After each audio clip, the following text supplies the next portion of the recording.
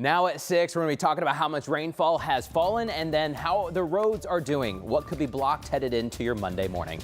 Plus, high water after days of rain is closing roads tonight. We'll tell you about the areas to avoid and how Bartholomew County is now working to keep people safe.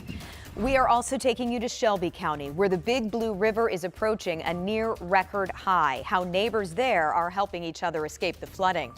Also, tornado update. Cleanup still underway tonight. See how one hard-hit neighborhood is doing damage control. Live from Indy, you're watching 13 News.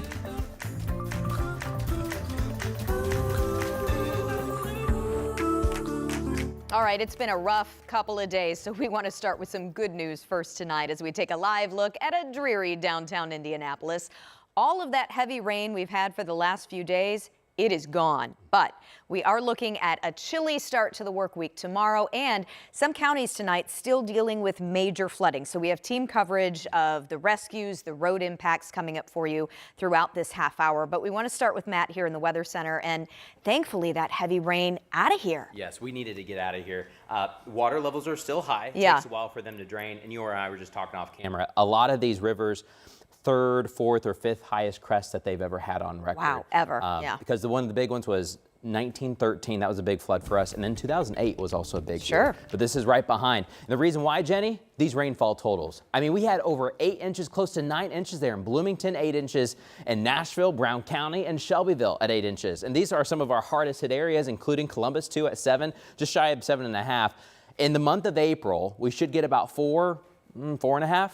We've had these rainfall totals, some of us double that average amount in less than a week. We're not even a full week into April. So that's why the water just came in too quickly, and now we've got the flooding. But this is kind of an overall map with a couple radar estimates. You can see the heaviest rain was from Indy to the south and west, although even Shelby County included just to the south and east, we had a lot of rainfall. And you look at the current rain gauges, wherever you see purple or red, we've got the water super, super high. The purple especially, where we're getting close to some records. I don't think any river is quite to a record, but we're close. Right now we're tracking some light rain coming up. We're going to let you know when maybe a snowflake could come in tomorrow and much colder air in the forecast, Jenny. See you in a few minutes, Matt. Thank you. Tonight, many communities are still underwater. Dangerous flooding shutting down roads for safety, including what you see right here. This is State Road 46 in Columbus. The main drag right by I-65. It is closed tonight because of high water. The rivers there are either at or near their peaks right now. Our Ashton Hackman was back in Bartholomew County today as emergency crews raced to several water rescues. The Flat Rock River here at Mill Race Park continues to climb. It's approaching its crest tonight, and as you can see, this park is now prime lakefront property. And people that live here in Columbus say they haven't seen the water get this high in quite some time. Skipper Green Montgomery. Roger Montgomery was out walking his dog Sunday along the new shoreline of Mill Race Park in Columbus. Oh, this is wild. This is nuts. Like I say, we walk our dog here every day, and tons of people walk around here, you know, and to see this is just amazing. He's lived here for 13 years and says the water has never gotten this high since. A playground is now a water park. The amphitheater, now an island surrounded by river water. And as the Flat Rock River crests Sunday at 16 feet, dozens of roads in and out of Columbus remain closed, including State Road 46 on the west side. Finding alternative routes for our residents has been a challenge, particularly if you try a route and find that also is a water-covered route. But some have ignored those warnings. Columbus Fire has responded to several water rescues this weekend. People in areas surrounded by water or cars stuck while trying to cross. Thankfully, we've not experienced any injuries to any of our local residents, so that's a very positive thing. Water reaching places impacted by the last major flood, one that Bartholomew County took notes from. We learned a lot from the flood of 2008. We are really prepared for what roadways are going to be impacted during a flood event like this one. And until the water here begins to go down over the next few days, county emergency crews want to stress to stay off water-covered roads and roads that are closed and to listen to those travel alerts. In Bartholomew County, Ashton Hackman, 13 News. And because of that continued flooding, we do want to let you know that Bartholomew County schools will have an e-learning day tomorrow. Buses simply can't make it through safely from one side of town.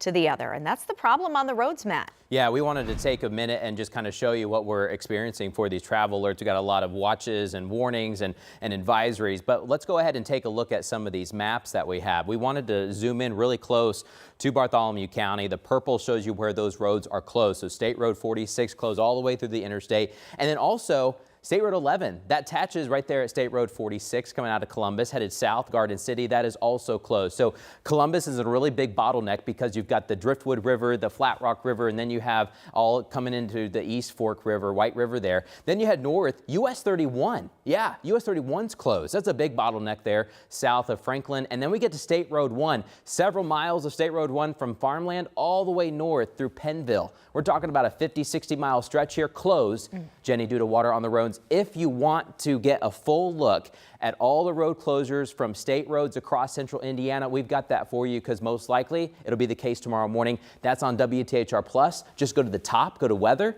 and then scroll down to outside the forecast. Jenny, we have a comprehensive look at these road closures. Yes, such a great resource because of all those detours. All right, Matt, thank you. Okay, now let's go to Shelby County. Take a look at this drone video. Viewer James Adkins took these incredible images surrounding the Knauf insulation plant in Shelbyville. Parking lots look like lakes. Semi-trucks are submerged there. In Shelbyville, the big concern is the Big Blue River. Late this afternoon, its crest almost to 20 feet, almost a historic record. And with water that high, many areas had to evacuate. Our Anna Chalker shows us the rush to help.